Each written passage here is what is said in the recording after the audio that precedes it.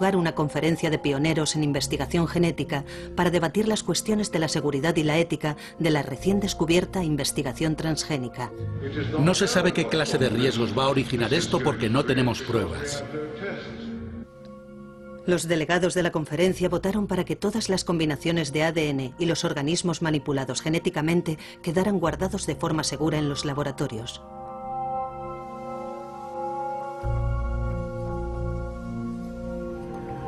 Actualmente, tanto la biotecnología agrícola como la médica utilizan ingeniería genética. La biotecnología médica ha creado muchos productos que salvan vidas. Las plantas modificadas genéticamente, a diferencia de las medicinas, se reproducen y una vez liberadas en el entorno, no se pueden controlar. Usar la biotecnología para producir alimentos no es nada nuevo. Durante casi 6.000 años la gente ha usado la levadura, un organismo vivo, para hacer crecer el pan. Y llevamos usando la biotecnología durante casi el mismo tiempo para fermentar la cerveza y el vino. Parece que aquí no hay nada nuevo, pero eso es un gran error. La ingeniería genética supone una revolución radical en la producción de alimentos. Es una tecnología de invasión celular. La gente oye, van a coger un gen de un lenguado y se lo van a meter a un tomate para que el tomate resista las bajas temperaturas. Pero la gente no pregunta cómo llega el gen de ese lenguado hasta el tomate. ¿Cómo llega hasta ahí? Lo que ocurre realmente es, la única forma de poder hacerlo es invadir la célula del tomate y depositar el gen del lenguado. ¿Y qué invade muy bien las células? Las bacterias y los virus. Tras 12 años de investigación, Monsanto encontró una bacteria del suelo que era inmune al herbicida Roundup. Su objetivo era introducir genéticamente ADN de esa bacteria en varias plantas. Pero si esa secuencia de ADN se insertaba sola en una planta de maíz, no tendría efecto. En el siguiente paso interviene la bacteria E. coli. Se abren huecos en el ADN de la bacteria E. coli y cuando los dos tubos de ensayo se mezclan, parte del ADN de la E. coli se recombina con la bacteria resistente al Roundup. Como las células rechazan el ADN extraño, desarrollaron un método usando la bacteria del suelo que produce tumores en las plantas. Utilizan esa bacteria para introducir el ADN modificado en el núcleo de la planta. También se usan otros dos métodos para introducir el ADN modificado a través de la pared de la célula. Uno usa una corriente eléctrica para crear agujeritos en las células de la planta, para que se haga vulnerable a la infiltración de ADN extraño. Otro es la pistola de genes, que dispara partículas de oro cubiertas de ADN modificado a las células de la planta. Estos tres métodos necesitan un gen promotor que active las características deseadas. El gen promotor se extrae a menudo del virus del mosaico de la coliflor. Esta capacidad de los virus y bacterias para invadir a los mamíferos de distintas formas es lo que hace que mucha gente desconfíe de la biotecnología. Y hacen una cosa más. A eso le unen un sistema indicador de antibióticos. El indicador de antibióticos es un gen resistente a un antibiótico específico que puede llegar a expresarse en el cassette genético. La amenaza más catastrófica al sistema alimenticio actual, que hace que la comunidad médica esté aterrorizada, es el abuso que se hace de los antibióticos. Nadie entiende realmente cómo puede resultar útil usar genes indicadores de antibióticos en las técnicas de la ingeniería genética. La comunidad biomédica de todo el mundo está ahora mismo absolutamente centrada en este problema.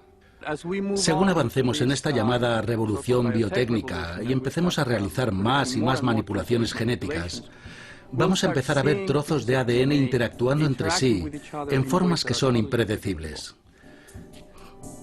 Creo que este es probablemente el mayor experimento biológico en el que se ha embarcado la humanidad. En el año 2001, muchos norteamericanos supieron por primera vez que los alimentos transgénicos formaban parte de su dieta habitual. El pasado otoño, durante un almuerzo con sus compañeros de trabajo, Grace Booth degustó 3 enchiladas de pollo. La comida, recuerda, estaba muy buena, pero entonces ocurrió algo.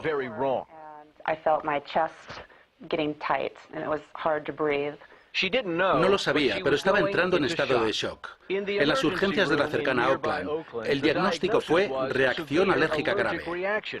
A partir de aquí, la historia de Grace Booth llegó hasta Washington. En aquella época, el mercado nacional del maíz estaba alborotado. Starlink, un maíz transgénico no apto para consumo humano, se había encontrado en tortillas para tacos, productos que llenaban las estanterías de los derivados del maíz. Se temían posibles reacciones alérgicas.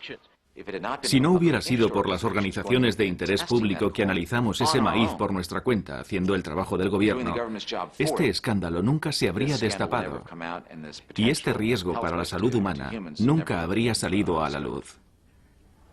Cuando las corporaciones de biotecnología buscaron la aprobación reglamentaria, lo hicieron basándose en que lo que estaban haciendo era básicamente equivalente. Fue el término que usaron, básicamente equivalente a las técnicas de cultivo clásicas y, por tanto, no debería regularse en ningún sentido. Al mismo tiempo, las empresas insistían en patentar sus productos, pero para conseguir una patente el producto tiene que ser único. Así que decimos que es muy distinto para patentarlo y también que es básicamente equivalente para que no nos molesten con regulaciones. Lo de básicamente equivalente es sin duda una tontería. A nivel celular, estos alimentos tienen bacterias, virus, nuevas estructuras genéticas que nunca han tenido otros alimentos en la historia. Está claro que no son equivalentes. En cuanto los transgénicos fueron considerados básicamente equivalentes a la comida normal, entraron en la categoría de los, en general, reconocidos como seguros. Una de las cosas más incomprensibles de la política estadounidense es que ni siquiera pidan etiquetar los alimentos modificados genéticamente. En 2002, una madre preocupada de Oregón invirtió 1.500 euros en una iniciativa para etiquetar los alimentos transgénicos. ¿Cómo podemos confiar en las mismas multinacionales que nos dijeron que el PCB, el DDT y las dioxinas eran seguros? Ni siquiera quieren que sepamos qué es lo que comemos. La FDA ignoró las advertencias de sus científicos sobre los peligros de los alimentos modificados genéticamente.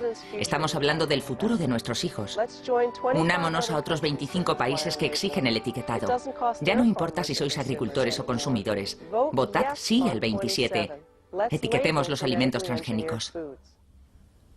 La medida fue derrotada por la campaña de 3,5 millones de euros de la industria, en la que salía una agricultora que se parecía a la madre.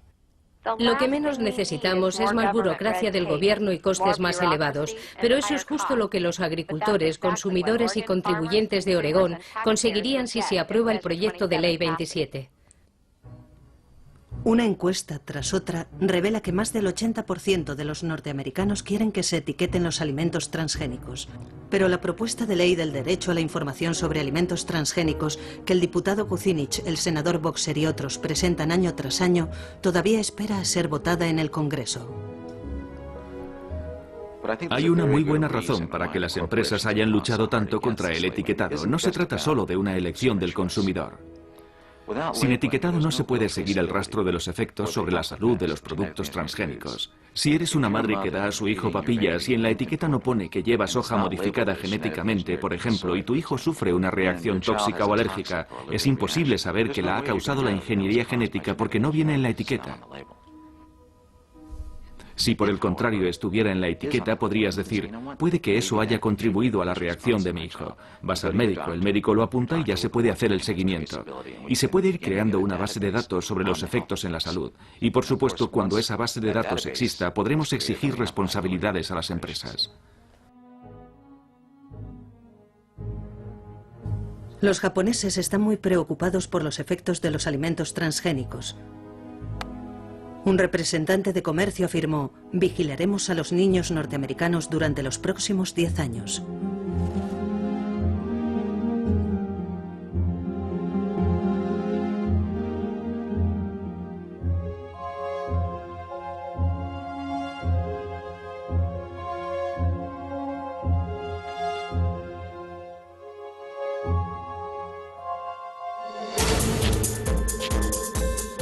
Pero ¿cómo se consiguió que el gobierno aprobara la polémica nueva tecnología? Al final del primer mandato de Bush, Dan Quayle dirigía algo llamado el Consejo de Competitividad. Garantizaremos que los alimentos biotecnológicos reciban la misma